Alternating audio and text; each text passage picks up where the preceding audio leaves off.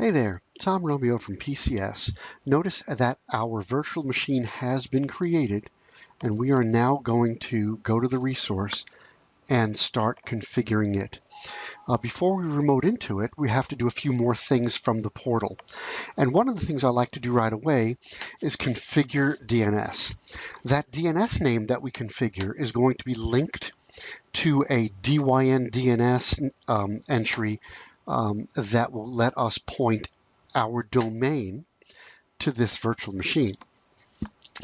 When I click on static, you're going to see we've got an error in the name, and that's because everything here has to be lowercase. So we're going to change all of the capital letters to lower, and then we're going to change it back to dynamic because we really don't need a static IP for this virtual machine.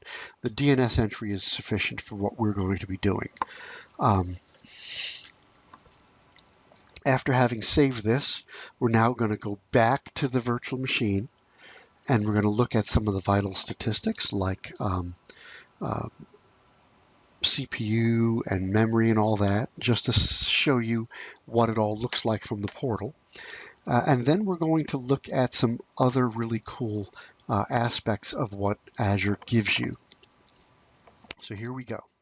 That's the new VM. And you see there's the standard B2MS that we chose, right? You'll notice it's running.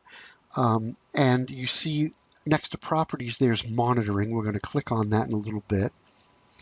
If we scroll down a bit, we're going to see the auto shutdown option.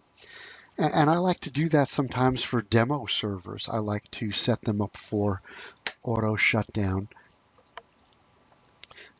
because, you know, why spend all that money on something you're not using in the middle of the night? Also, if you look here at resource health, this is something we look at quite often. Now, there are two health events, and that's because we just built this VM. But if this VM was running for a while, that would all be green. And if we did go there and saw an event, then we'd have to wonder, well, what happened? So you see there's our CPU average, network, disk, etc. So the next thing we're going to do, well, maybe not in this particular order, is we're going to create a network security group. And we're going to whitelist our corporate IP address so that we're the only ones that can remote into this VM. And we're also going to add some disks. That's it for this video. Thanks for watching, and remember, you can download all of our software from our website.